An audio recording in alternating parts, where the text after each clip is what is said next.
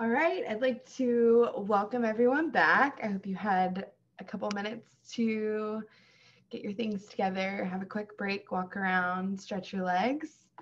Um, for those of you just joining us, we're going to jump in and talk about fundraising during COVID-19.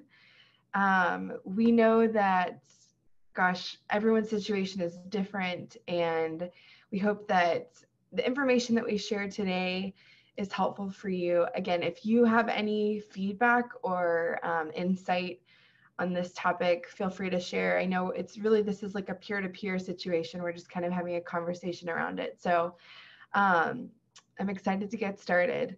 I actually read an article, I guess it was a couple weeks ago, that I just found really helpful, really informative, and quickly to the point. So a lot of what I'm talking about today, I'm pulling from that, and I'll be happy to share that article link with you guys later so you can get the full spiel. We also have Janie Spurgeon with us, and she's going to share a little bit about donor stewardship. So we're going to hop back and forth just as an FYI. So times like these call for a little creativity, and at the Community Foundation, we've had conversations about how we can really engage donors to support nonprofits as they provide very, very important services to community members and our neighbors.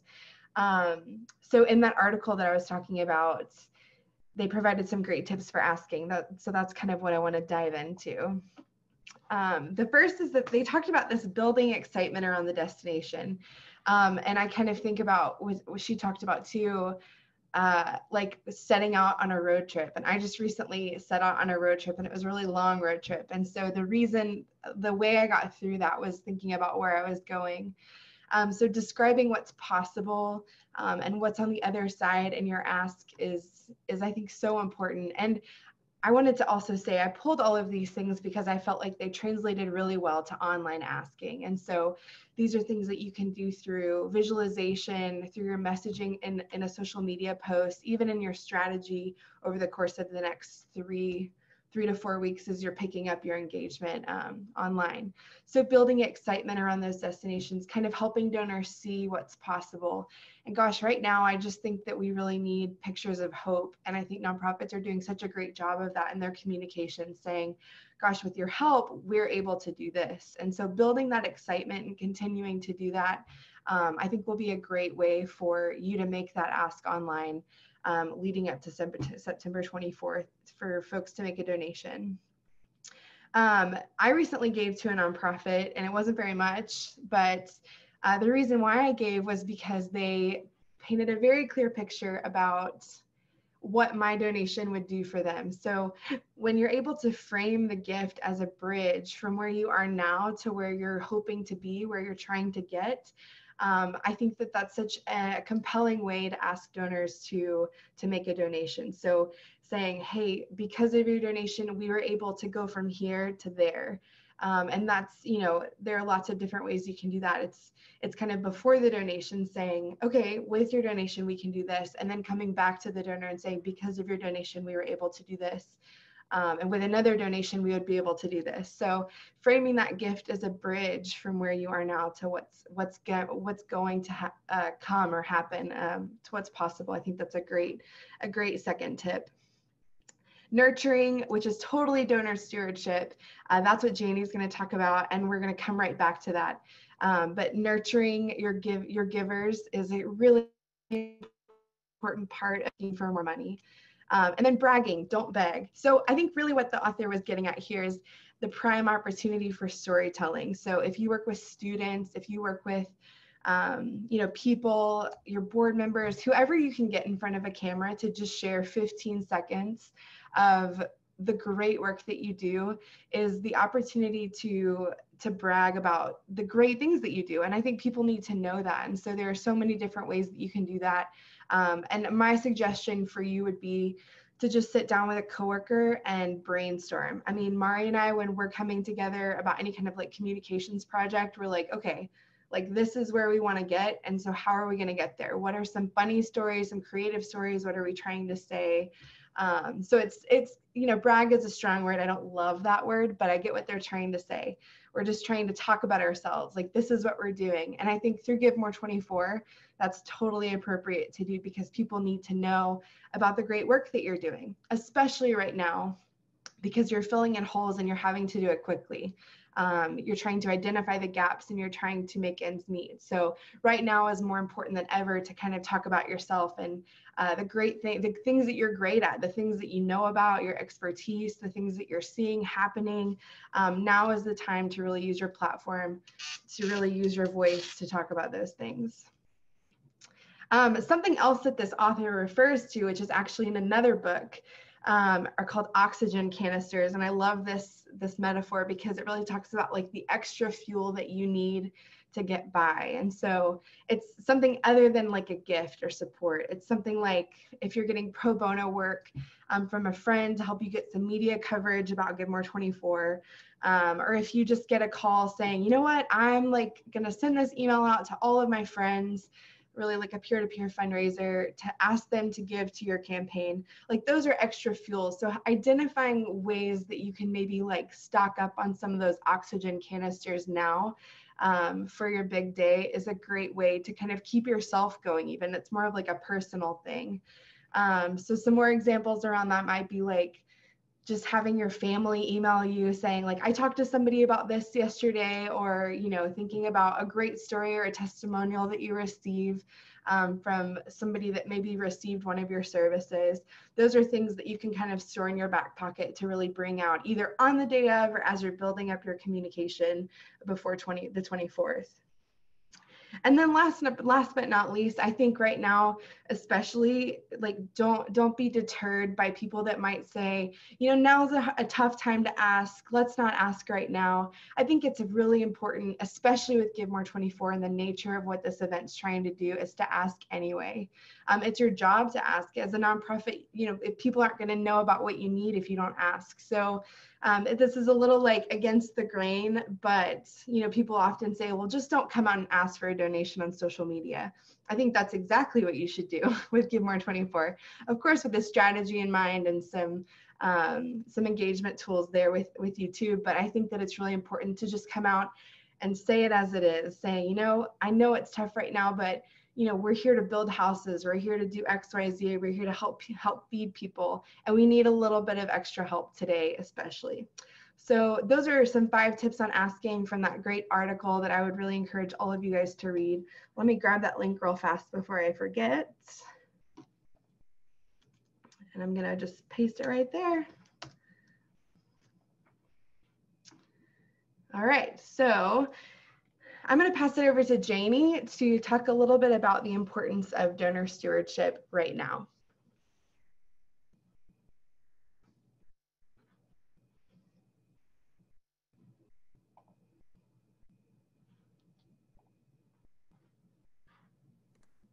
Got it. Hello, everybody. Everyone hear me okay now? Yeah. Great. Okay, so donor stewardship. So, you know, so I'm going to kind of frame this in, you know, around the giving day, what we're trying to do with Give More 24.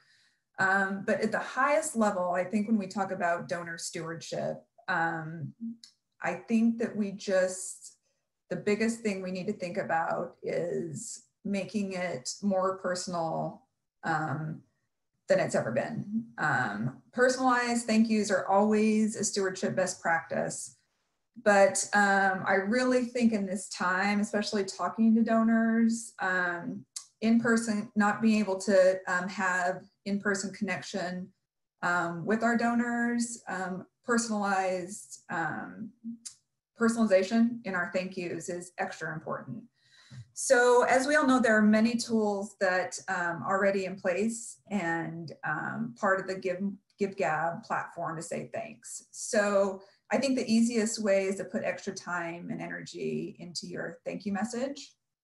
And maybe this year it's about adding a video to your thank you message that goes out. Again, now more than ever, donors really want to feel that extra personal connection to the work that they're supporting. The other thing I think that's really important is if you have the manpower and some helpers that you can enlist, I think it's really effective to send real-time thank yous to your donors throughout the day. That generated tax acknowledgement letter, that we just talked about that'll be generated from the website is really important. But a giving day touch point from your executive director or someone within your organization that has a relationship with the donor already can be really impactful. The touch point may be something as simple as an email, or in some cases, maybe picking up the phone if somebody that you know well. Just, hey, Betty, I saw your gift came through and I wanted you to know how much we appreciate your support. Or for a new donor, it may be just shooting them an email and welcoming them as a new supporter to your organization. I also wanted to touch upon something that Mari mentioned earlier today, and that's segmentation. Segmentation can also be a really effective strategy in stewardship as well. Every single donor is important, we know that, but the larger the gift, the more personal the acknowledgement should be. So and also donors that gave to Give More 24 in previous years, in my opinion, that's where I would spend some time also making sure they receive some special attention.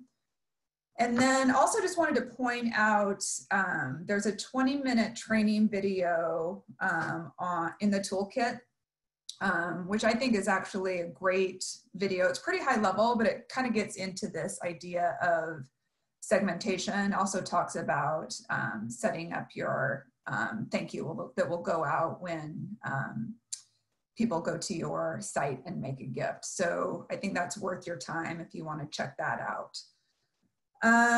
The other thing is getting social. So this one to me is really simple. Many of your donors are going to learn of your efforts through their social media channels, and you can thank people right away through the same channels. So if someone tweets that they made a gift, tweet a thank you right back to them. And for those of you who have enlisted peer-to-peer fundraisers, I think that there are a lot of opportunities for online engagement and stewardship there. And if social media is a significant part of your fundraising strategy, be sure that someone from your team is assigned to social media thank yous the day of your event. The other stewardship piece is kind of that, I think that someone was talking earlier about kind of, talking about what you do well. And so I think it's sharing your success. People want to know that they're part of a successful endeavor. So don't ask them to participate and get involved and then leave them hanging about the results. Many of you will choose to give an update or two about your progress throughout the day, which is awesome. But at a very minimum, the day after you wrap up, use social media, send emails, communicate as proactively as you can that you met your goals, because you're going to, right?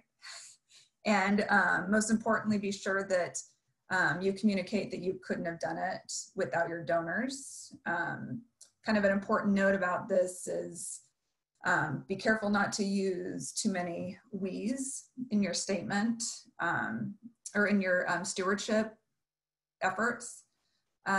Your donor is the people who did it.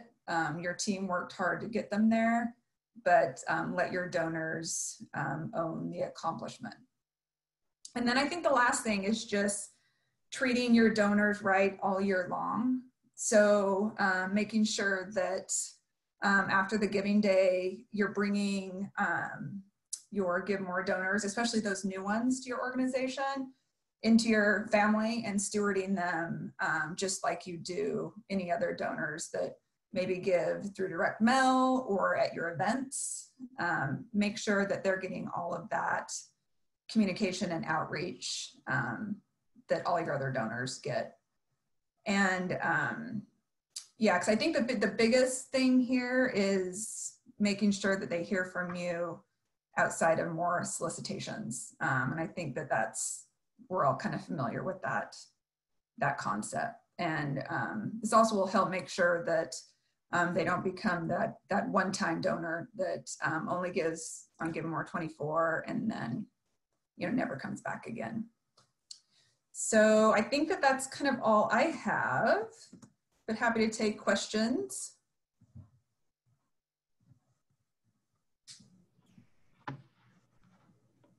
Any questions for Janie?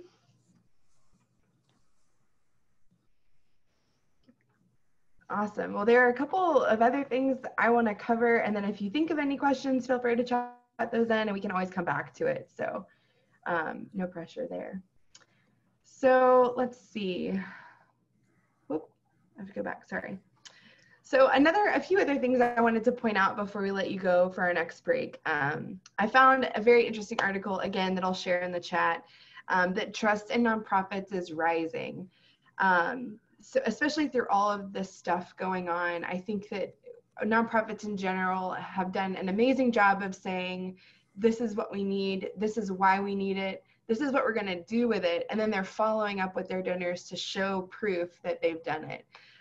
So that's really great for all of us. It's kind of like an all boats rising situation. But I just wanted to share that word of encouragement with you guys, that the trust is there. And so I think it's prime time for us to really make those asks and come in and say, you know, I know you've been giving, but we need you to give again. And so just a little bit of encouragement there. And again, like I said before, just being plain about it. I mean, I'll speak from my own personal experience, but just watching my news feeds, whether it be Facebook, Twitter, Instagram, people have just really been forthcoming and saying why they're asking for your money, which I really respect as a donor, as a nonprofit communicator. I just think it's really authentic, and it really means a lot to me that people are just straight up saying, this is why we're asking, we're having a hard time, we really need your help more now, you know, than ever. And I think that kind of rings true in a lot of the giving days that have really, you know, that happened in the spring across the nation. And then even with Giving Tuesday kind of moving, people know that right now it's just going to be a long stretch of returning to what normal was. And then this going virtual idea, it's funny, giving has actually been up among millennials, which has a lot to do with this virtual lifestyle that we're living right now. So this year might be the time to really read into how you can engage younger folks, asking them creatively if they're willing to engage with your giving day. This is an excellent opportunity because the giving threshold is so low with Give More 24. You can think about asking for $10 gifts, $15 gifts. But again, that's all really dependent on your strategy. But I do want to encourage you that while that's on the rise, it might be an important thing to think about just with, this virtual life that we're living. So with that said, let's jump into our next break. If you have any questions, like I said, we're going to be here. Now is the perfect time to answer that. We've got really about like 5 minutes before the break actually begins. And just a reminder, we're going into a 20-minute break this time. So if you have, a need to eat lunch or whatever you want to do, feel free to take that time. We're going to be coming back at 12 sharp. So again, I'll just say we're here to help. If you think of a question now between then, I would love to answer those questions along with my team. Thanks, guys.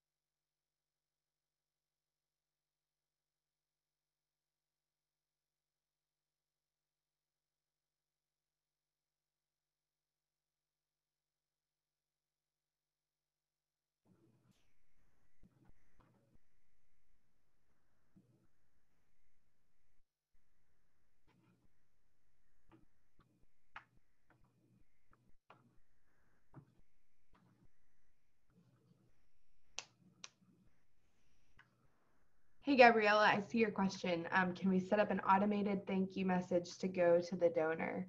Yes, you can. When you're setting up your profile, there's a little section that you can add some text into. You can actually, I think, add a link to a video as well. But that's all within your profile setup. And so that will go out in the receipt that they receive after they give to you. So I would also encourage following up personally, because that your personalized message will also show up with our personalized message in terms of like, thank you for giving through Give More 24. So yes, it is automated, but if you really want more of like a personalized touch, as Janie was saying, I would suggest kind of just keeping a close eye on your donations throughout the day, and maybe, just shooting an email or having some type of like out of office setup. If you want to talk more about that, after the call, feel free to give one of us a call or shoot us an email, and we can help you with that.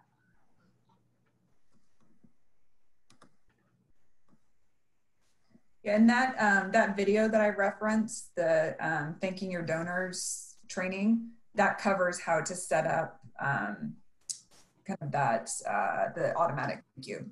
Oh, good. Okay. Yeah. So yeah, I actually shared the slides in the chat. But if you go to the trainings page on Give More 24, they have the full recording of like people talking too. So if you want to, I would suggest doing that also. I just can't share that link. You have to provide your email first. So yeah. I'm glad that was the same one you were talking about, Janie. Yeah.